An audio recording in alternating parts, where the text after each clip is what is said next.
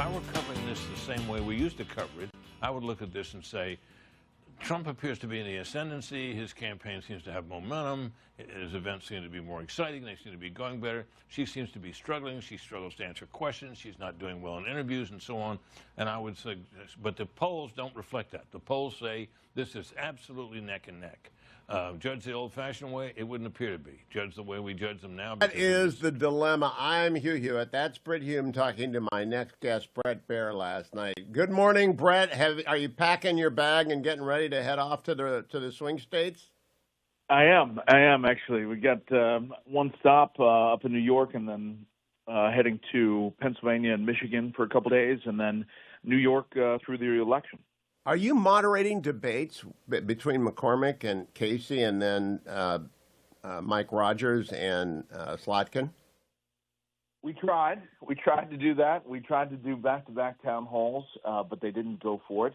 So we are attempting to get all four candidates in an interview. We think we have three of the four, but waiting on Senator Casey.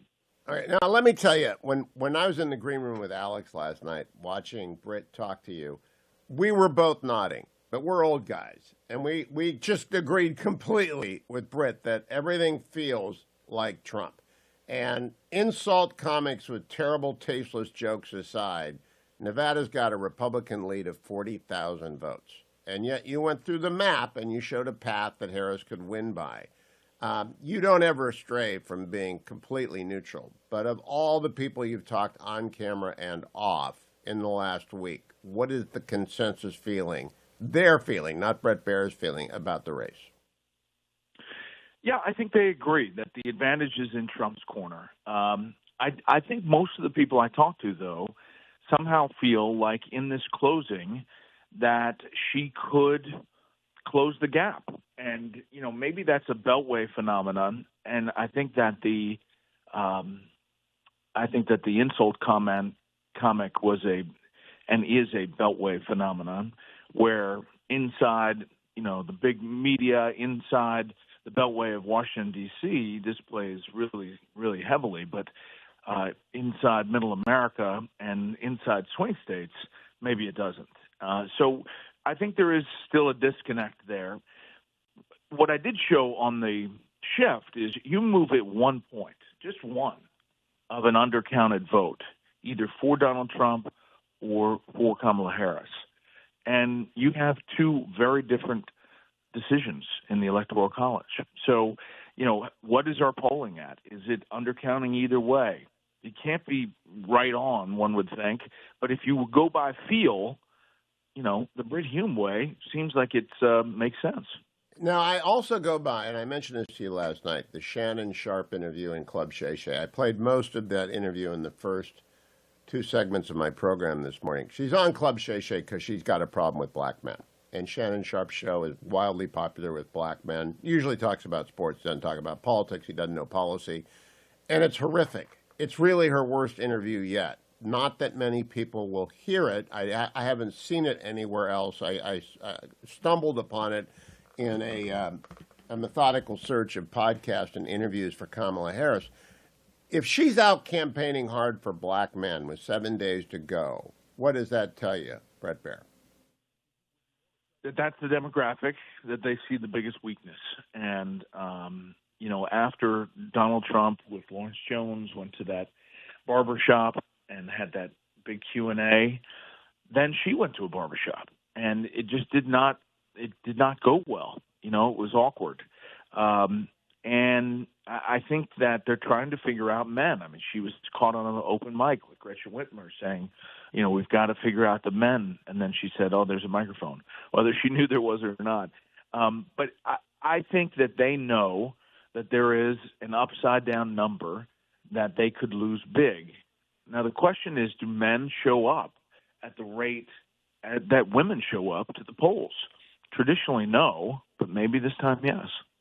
They might. Again, I have my 2012 feeling. I thought Romney was going to win, and he lost. So I always distrust my gut. I don't believe in guts anymore.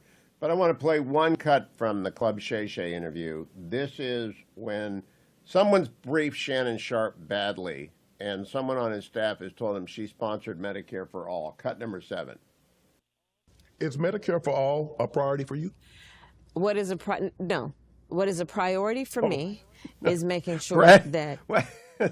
Have you ever had that experience where someone told you they were going to say yes and then they say no? Fortunately, I don't think I've had it like that, but and maybe they've changed how they approach something. But she, was something. She was for Bernie Sanders' Medicare for all in 2019. She's not for it now, and so go through it. I lied. I'm going to do one more for you. Cut number 14 from Club Shay last night. But what he would do, that is about eliminating or reducing the ability of corporations to be required to pay overtime pay. So you could work and the corporations wouldn't have to pay you for overtime. Who work for free? That's right. And overtime means no, it's not. You would work, Bret. Do you understand what I'm saying? God. Now, last night you hadn't heard it. You wow, have to work for. That's really quite something. That's really it really is. I mean, that's worse than the actual ones where the accent changes. She does that there here are a few too. of those. When you're on the airplane today, I suggest to you, give it a listen because you'll be pained by the number of ads. But it's what happens when you mix a sports guy with a bad politician. Let's talk about those Senate races that you're going to. I made the point on the Ruthless podcast yesterday, and briefly to you. Mike Rogers is a great candidate. Dave McCormick is a great candidate. Eric Hovde is a great candidate. This is something Trump did not have in 2022, or the Republicans did not have in 2022, and he did not have in 2020. That helps, doesn't it? It does. Yeah, the quality of the candidate makes a huge difference. They're also, good fundraisers, all of them, a couple of them by themselves, but they really raise a lot of money. And I do think that the coattails in the states which have closed and now, at least in the average of polls, show Trump up even slightly, mean that those Senate candidates could ride those coattails to the finish line. Everything I get on the ground from Pennsylvania is that Senator Casey is in trouble. And I think that the Michigan race is dead even, and Hovde has taken a 1-point lead. So, you win all 3 of those Senate races, that whole dynamic changes in the Senate. You're too young to remember 1980. I was in law school at the time. I just left Nixon's staff, and I had a bottle of 30-year-old scotch, which was supposed to be for special occasions. It was gone by the end of that because Democrat after Democrat senator fell. Now, I'm falling into optimism here, and I told myself I would never do 2012 again. You talk to people off the record, and Axios reports this morning that Team Trump is a bit ebullient. I think the whole insult comic thing is an attempt to try and change the narrative that just won't bear the weight. But have the Trump people told you off the record that they see something in the polls that makes them happy?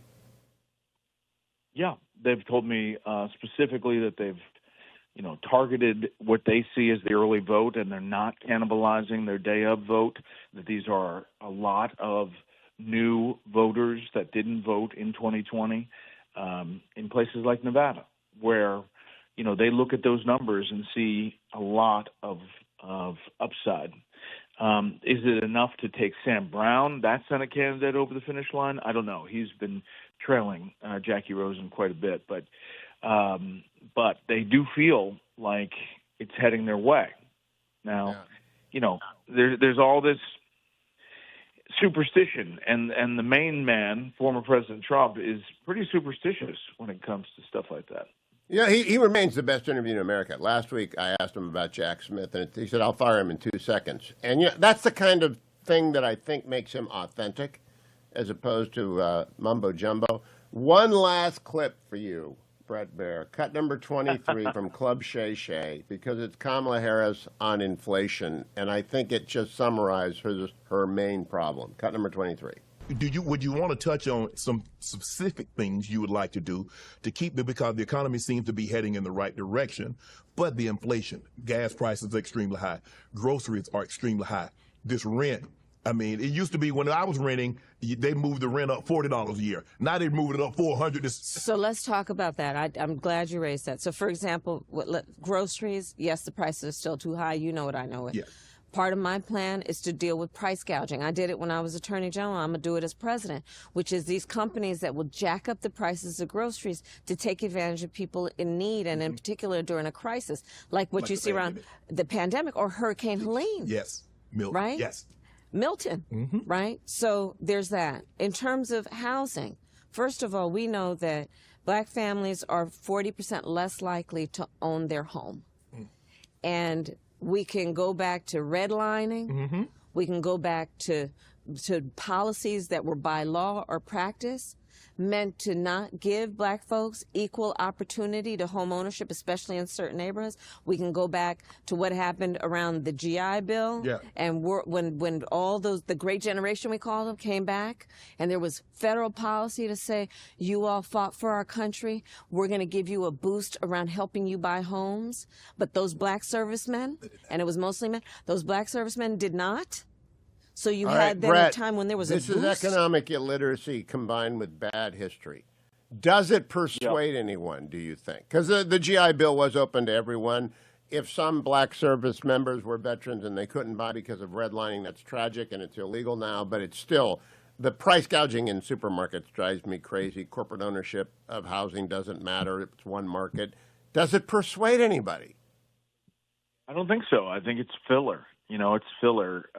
It is the exact same answer she gave to me, and it's the exact same answer she's given to other interviewers. The price of groceries is too high. You know it. I know it. Yeah, I mean, I can recite. Yes, you can. A lot of those lines.